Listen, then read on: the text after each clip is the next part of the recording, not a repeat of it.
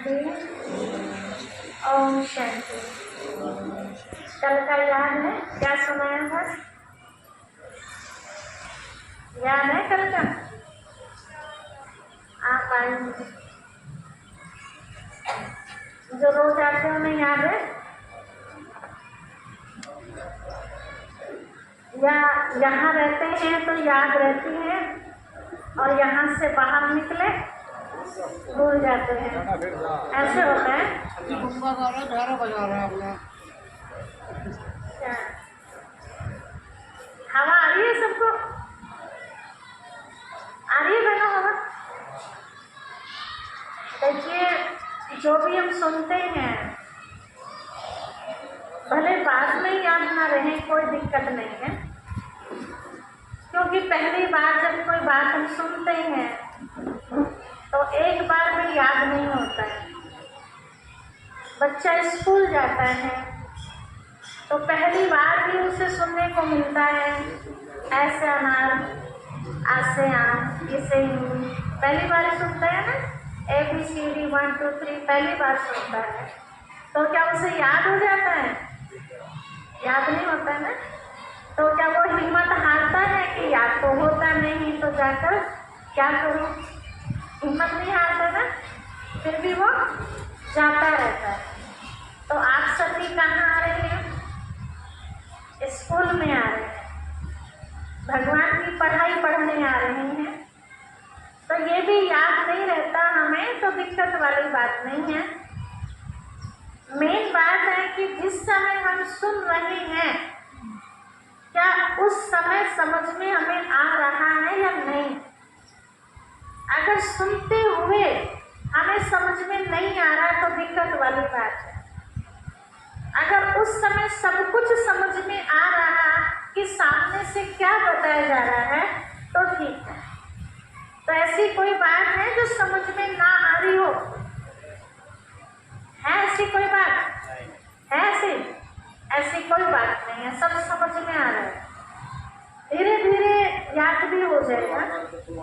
बार बार सुनते रहेंगे तो आपने देखा होगा कि पहले लोग कुएं में से पानी खींचा करते थे, है ना। रस्सी से पानी खींचा जाता था, उस पत्थर पर रस्सी रोज रगड़ी जाती थी तो पत्थर पर भी क्या हो जाता था? निशान गहरा हो जाता था, है ना। तो जब पत्थर कट सकता है रोज रस्सी के लगाने से, तो हमारी जो सबकी बुद्धि पत्थर जैसी हो गई है। पत्थर जैसी तो हो गई है ना, जब काम की बात हमें जल्दी समझ में आती नहीं है और बाकी बातें हमें याद रह जाती हैं। तो परमात्मा पिता पत्थर जैसी बुद्धि को आकर के पारस बुद्धि बनाते हैं। तो एकदम पारस बन जाएगी क्या? टाइम लगेगा ना, करत करत अभ्यास। तो जैसे जैसे हमारा अभ्यास बढ़ता जाएगा वैसे वैसे हमें वो चीज़ याद आती रहेगी। कोई भी काम हम जब सीखते हैं नया, एक छोटा सा रोटी बनाने का भी काम जब बहनें सीखती हैं तो एकदम गोल गोल बन जाती है। पहले क्या बनता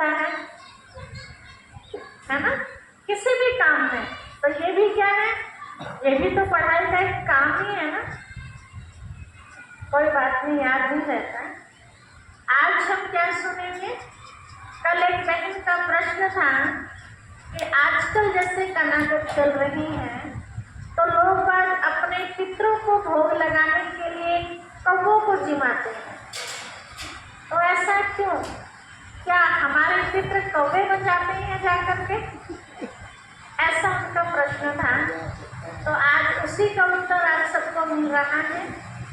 बहुत खुशी की बात है जब किसी को पता चल जाता है कि मैं अगले जन्म में क्या बनने वाला हूँ, और ये पता चल जाए कि बहुत अच्छा बनने वाला हूँ, तो खुशी के क्या कहते हैं। तो आज ये भय आपके अंदर से निकाला जाएगा जो अभी तक हम शास्त्रों में सुनते थे कि मनुष्य 84 लाख योनियां लेते हैं और उन 84 लाख योनियों के बाद एक बार मनुष्य योनि लेता है। इस मनुष्य योनि को अति दुर्लभ योनि कहा गया है। इस मनुष्य योनि के लिए ही संत महात्माओं ने बड़े अच्छे शब्दों में कहा, जब कोई इसकी वैल्यू नहीं जानता समझता तो कहा, तूने रात गंवाई सोई के, दिवस गंवाया खाए के, हीरा जन्म अनमोल था कौड़ी बदले जाए। तो मानव जीवन ये अनमोल जीवन है, ये ऐसे ही हम बिता देते हैं इसको और कई इसको लाभ ले लेते हैं।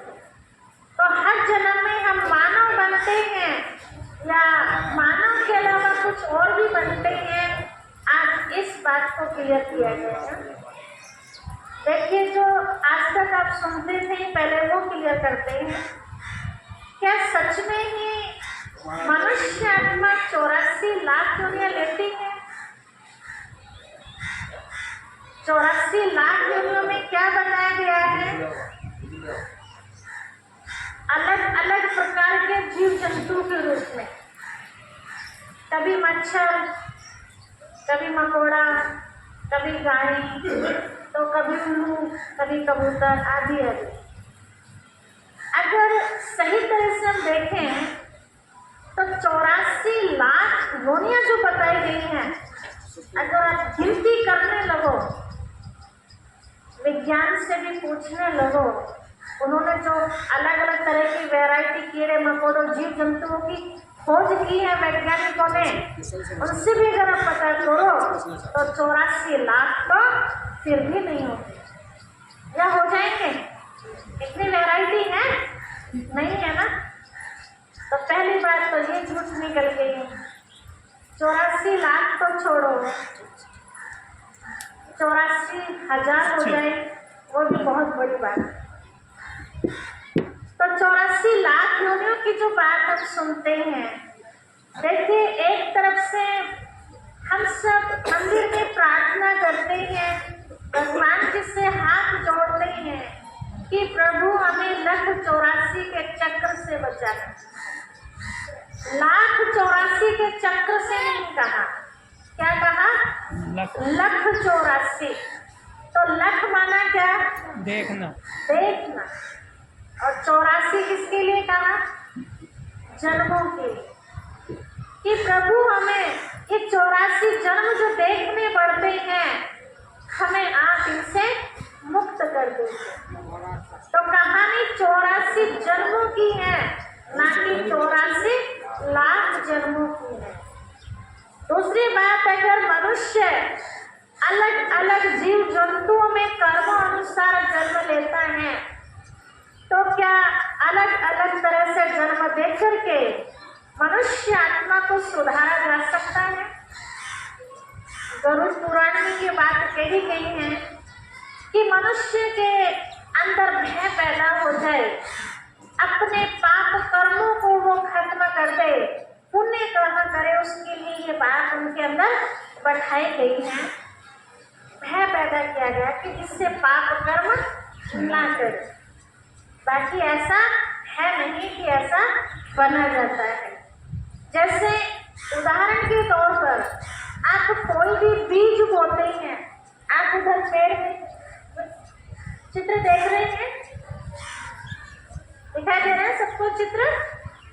उधर चित्र में दिखाया है, नीचे आम का बीज लगाया, क्या निकला? सभी किसान भाई बहने जानते हैं, जिस चीज का बीज हम बोएंगे वही निकलेगा या उससे अलग निकलेगा? कुछ वही निकलेगा। अमरूद तो नहीं निकलेगा ना, गन्ना बोएंगे तो गेहूं तो नहीं निकलेगा ना। चाहे आप कितनी बार भी उसको बोए तो भी क्या बनेगा? वही चीज बनेगी। ऐसे मनुष्य आत्मा भी एक बीज की तरह है, कितनी बार भी मनुष्य आत्मा जन्म ले, उतनी बार हर बार मनुष्य ही बनेगा। आप सब समाचार पत्रों में या कहीं एक दूसरे से भी कुछ बातें सुनते होंगे, कई लोग अपने पुनर्जन्म की कहानी सुनाते हैं, है ना। और जब उसकी खोज की जाती है तो वो कहानियाँ कई बार बिल्कुल सच निकलती है। बताते मैं वहाँ उस गाँव में था, किसान था, मेरे इतने बच्चे थे, बहुत सारी चीजें बताते और वो सच निकलती। अभी कुछ वर्षों पहले विज्ञान ने एक मशीन तैयार की है। उस मशीन पर भी जब व्यक्ति को लेटाया जाता है तो कंप्यूटर के माध्यम से उसमें चेक किया जाता है, उसको बेहोश करके और उसको पिछले जन्म में ले जाया जाता है। डॉक्टर साहब शायद जानते हो, एक जन्म नहीं, 6-6, 7-7 जन्मों तक का वो रिकॉर्ड निकाल लेते हैं। इससे पहले क्या था, उससे पहले क्या था, उससे पहले क्या था, क्या था। सारी कहानी जो मिली है आज तक के रिकॉर्ड में, वो मनुष्य की ही मिली है, किसी जीव जंतु के नहीं मिले। तो उन्होंने ऐसे कौन से पुण्य कर्म किए कि बार बार उन्हें मानव योनि ही मिल रही है। जबकि अगर शास्त्रों के हिसाब से हम देखें तो शास्त्र हमारे क्या बता रहे हैं कि मानव योनि केवल एक बार मिलती है, उन्हें दोबारा क्यों मिल गई भाई? सोचने वाली बात है ना। दूसरी बात ये कही गई है कि मनुष्य जो कर्म करता है, खास करके पाप कर्म, उन पाप कर्मों की सजा भोगने के लिए भगवान को उन्हें जीव जंतु पशु पक्षी में जन्म देना पड़ता है भोगने के लिए। आप विचार करो, अगर बुरे कर्म भोगने के लिए भगवान को हमें जीव जंतु के रूप में जन्म देना पड़ता है, जीव जंतु के रूप में हम भुगत लेते हैं, आत्मा बिल्कुल प्योर बन जाती है, उसके बाद फिर मानव जीवन मिलता है, तो मानव जीवन कैसा होना चाहिए? सुखी या दुखी? सुखी होना चाहिए। लेकिन आज के टाइम अगर देखें तो सबसे ज्यादा दुखी कौन है? मानव। जन्म से लेकर मृत्यु तक किसी न किसी आगे इधर बैठो सबको, इधर बैठाओ सबको, रास्ते में ऐसा भी घटनाएं आजकल ज्यादा हो रही हैं। अभी बच्चे ने जन्म भी नहीं लिया, माता के पेट में ही है और वो बच्चा बीमार, अभी तो कोई कर्म भी चालू नहीं किया। फिर वो कौन से कर्म, किस रूप में उसने कर्म किए होंगे जो अभी जन्म से पहले उसको भोगना पड़ रहा है। तो जरूर है कि मनुष्य के रूप में कर्म किए तो भोगना भी उसको मनुष्य के रूप में पड़ रहा है। कई बार हम ऐसा देखते हैं कि बहुत सी फैमिली ऐसी है जिस फैमिली में बहुत मुश्किल से बच्चा जन्म लेता है। बड़ी उम्मीदों के बाद हमारे घर में एक बच्चा आया और वो बच्चा भी आया तो कैसा आया? जब से जन्म लिया तब से डॉक्टर के ही जा रहा है पैसा, जो भी कमा रहे हैं। यहाँ तक कि कई बार हमारी प्रॉपर्टी भी जो थी वो भी दांव पे लग जाती है और बच्चा बच नहीं पाता। तो कहने में क्या आता है कि क्या कहते हैं बड़े बुजुर्ग, शायद इसका कोई कर्ज हमारे ऊपर था, ये कर्ज लेने के लिए आया। तो किस रूप में कर्ज लिया होगा? किस रूप में कर्ज लेते हैं? क्या पशु पक्षी के लिए कर्ज लेते हैं? मानव ही लेता है कर्ज, है ना, मानव के रूप में ना। तो देना भी किस रूप में पड़ रहा है? मानव के रूप में देना पड़ रहा है। तो मनुष्य ही बनता है। अगर शास्त्रों की बातें हम देखें तो शास्त्रों में ही, अब आप महाभारत पर आ जाइए। महाभारत में धृतराष्ट्र जी थे, कैसे थे? कैसे थे वो? नेत्रहीन थे, किसी चीज की कोई कमी थी? राजा थे, लेकिन नेत्र ना होने के कारण सब कुछ बेकार था।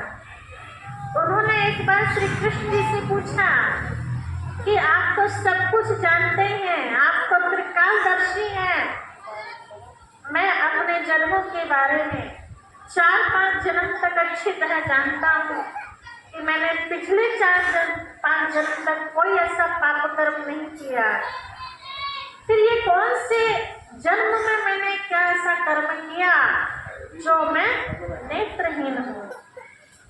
तो बताते हैं ऐसा कि श्री कृष्ण जी ने उनका पीछे का इतिहास जब खोल के देखा तो 31 जन्म से पहले जो 32वां जन्म था उसमें वो एक छोटे से बच्चे के रूप में 5-7 वर्ष का बच्चा।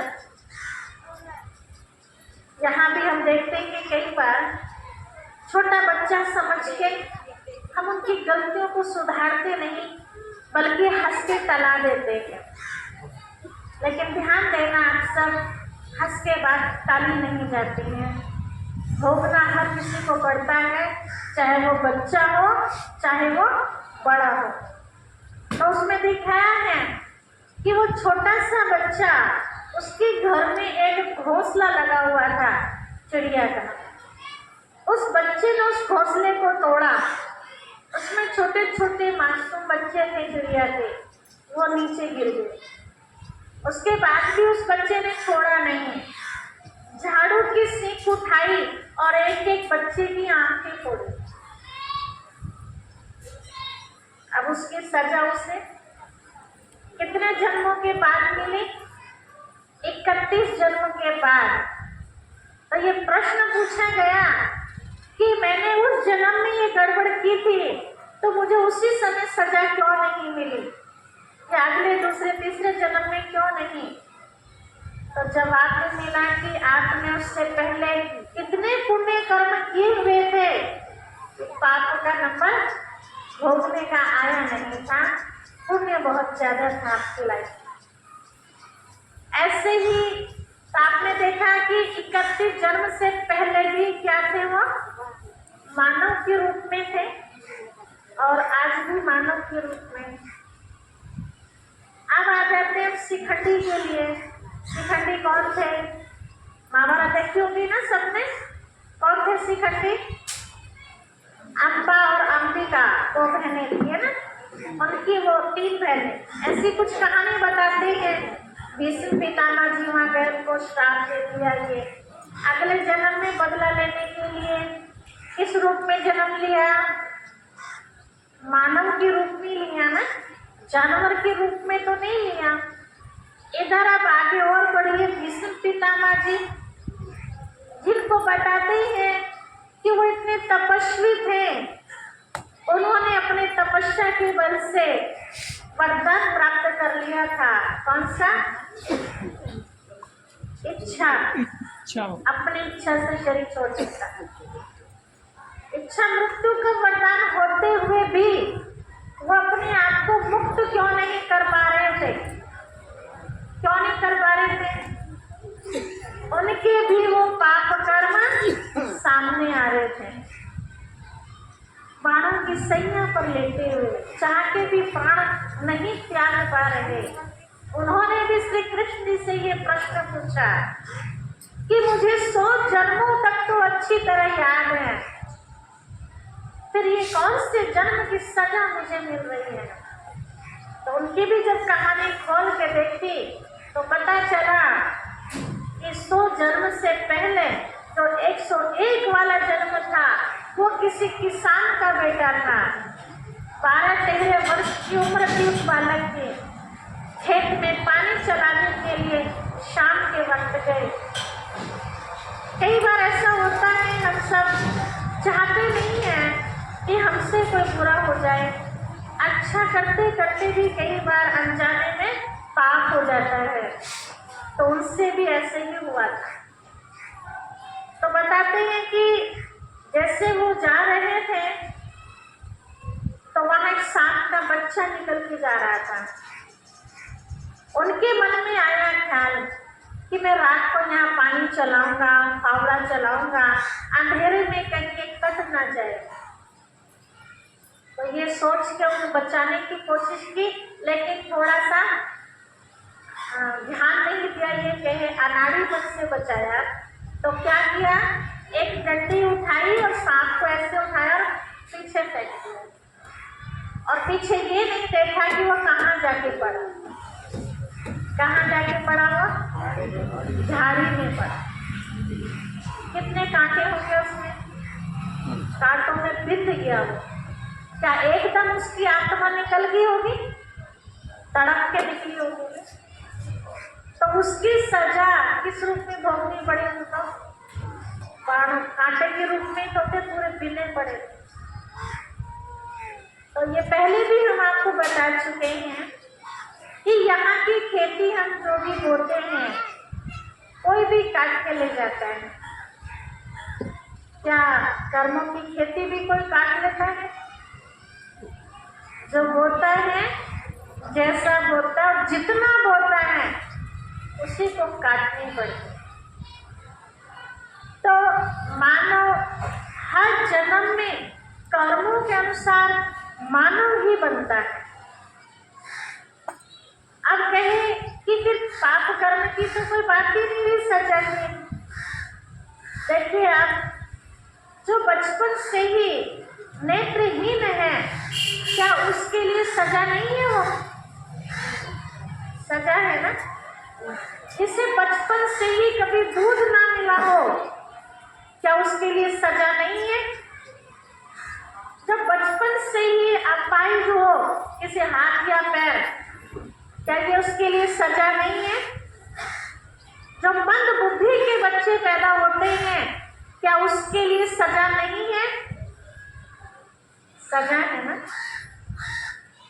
तो परमात्मा पिता से हम सबको ये इतना अच्छा शरीर मिलता है कर्म करने के लिए, एक एक अंग इतना अच्छा मिलता है, तो शुभ कर्म करने के लिए, ना कि अशुभ कर्म करने के लिए।